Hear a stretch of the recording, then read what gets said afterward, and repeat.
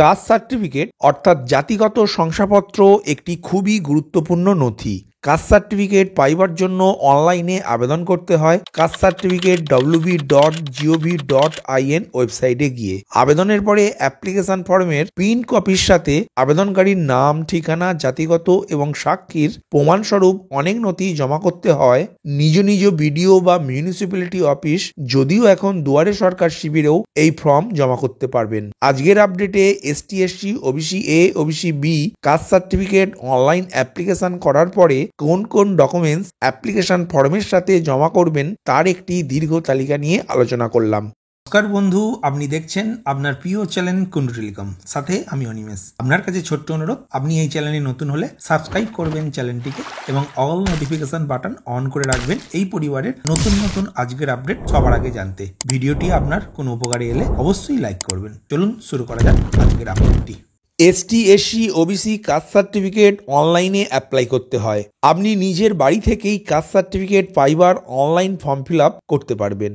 এই online form fill আপের step by step process নিয়ে আপনাদের এই প্রিয় চ্যানেলে একটি আলাদা ভিডিও দেয়া আছে। ডেসক্রিপশন বক্সে দেওয়া লিঙ্কে ক্লিক করে আপনার সময় উপযোগী ভিডিওটি দেখে কাস্ট সার্টিফিকেটের অনলাইন ফর্ম ফিল আপ সহজেই করতে পারবেন। চলুন এখন দেখে নেওয়া যাক কাস্ট সার্টিফিকেটের online form fill up complete হওয়ার পরে অ্যাপ্লিকেশন ফর্মের প্রিন্ট পেজের সাথে কোন কোন ডকুমেন্টসের জেরক্স কপি জমা করবেন নিজ নিজ বিডিও বা মিউনিসিপ্যালিটি অফিস অথবা দুয়ারে সরকার শিবিরে। প্রথমত, আবেদনকারীর নামের সঠিক বানান ও জন্ম তারিখের নথি হিসাবে আবেদনকারীর জন্ম শংসাপত্র বা বিদ্যালয়ের শংসাপত্র বা আবেদনকারী যদি মাধ্যমিক পাশ করে থাকে তাহলে মাধ্যমিকের অ্যাডমিট কার্ড, আবেদনকারীর PAN card, Aadhaar card, ration card, voter card.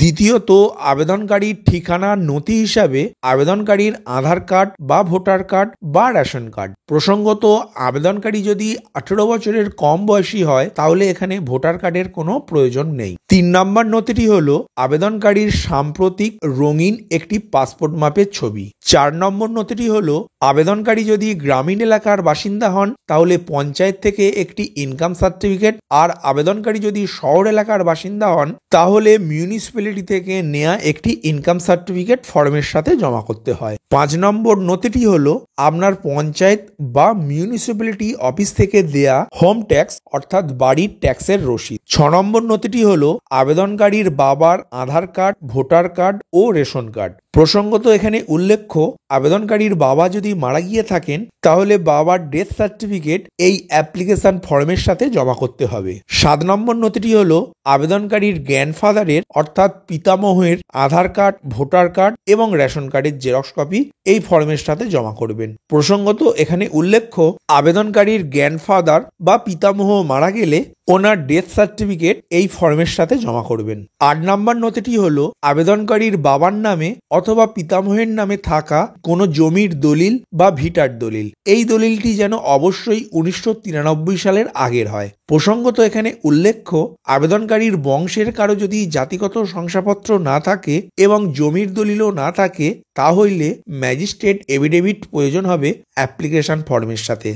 9 নম্বর ডকুমেন্টসটি হলো আবেদনকারীর একটি বংশ তালিকা, যেখানে আবেদনকারীর পিতামহ, পিতা এবং আবেদনকারী নিজে এই 3 পুরুষের বংশ তালিকা অবশ্যই করতে হবে এবং এই বংশ তালিকায় গ্রামীণ এলাকার ক্ষেত্রে পঞ্চায়েত প্রধান এবং শহর এলাকার ক্ষেত্রে মিউনিসিপ্যালিটি কমিশনারের সই অবশ্যই থাকতে হবে।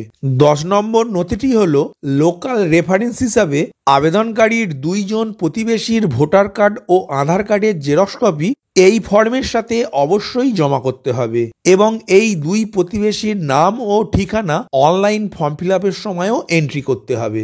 প্রসঙ্গত এখানে উল্লেখ্য, আবেদনকারীর বংশের কারো যদি জাতিগত শংসাপত্র না থাকে তাহলে আবেদনকারীর 10 জন প্রতিবেশীর নির্দিষ্ট ফর্মে স্বাক্ষর সহ তাদের আধার কার্ড ও ভোটার কার্ডের জেরক্স কপি অ্যাপ্লিকেশন ফর্মের সাথে জমা করতে হবে এবং ওই নির্দিষ্ট ফর্মটিতে গ্রামীণ এলাকার ক্ষেত্রে পঞ্চায়েত প্রধান এবং শহর এলাকার ক্ষেত্রে মিউনিসিপ্যালিটি কমিশনারের সই থাকতে হবে। প্রসঙ্গত এখানে একটি উল্লেখযোগ্য ডকুমেন্টস হলো আবেদনকারীর বংশ তালিকায় উল্লেখিত কোনো ব্যক্তির জাতিগত শংসাপত্র থাকলে ওই ব্যক্তির জাতিগত শংসাপত্র, আধার কার্ড এবং ভোটার কার্ড অ্যাপ্লিকেশন ফর্মের সাথে জমা করতে হয়। অন্যদিকে ওই ব্যক্তির বয়স যদি 18 বছরের নিচে হয় তাহলে তার জন্ম শংসাপত্র অবশ্যই অ্যাপ্লিকেশন ফর্মের সাথে জমা করবেন।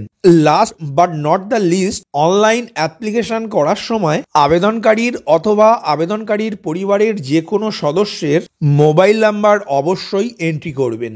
আশা করি আপনাকে বোঝাতে পারলাম অনলাইনে ST/SC OBC caste certificate form fill up করার পরে কোন কোন ডকুমেন্টস অ্যাপ্লিকেশন ফর্মের সাথে জমা করবেন। ভিডিওটি প্রথম থেকে শেষ পর্যন্ত দেখার জন্য ধন্যবাদ। এই ইনফরমেটিভ আজকের আপডেটটি আপনার বন্ধু ও পরিচিতদের জানাতে বেশি বেশি করে শেয়ার করবেন, আর অবশ্যই কমেন্ট করবেন ভিডিও সম্বন্ধে আপনার কোনো ডাউট বা জিজ্ঞাসা থাকলে, এবং আপনার কোনো মতামত জানাবেন। ভালো থাকবেন, সুস্থ থাকবেন।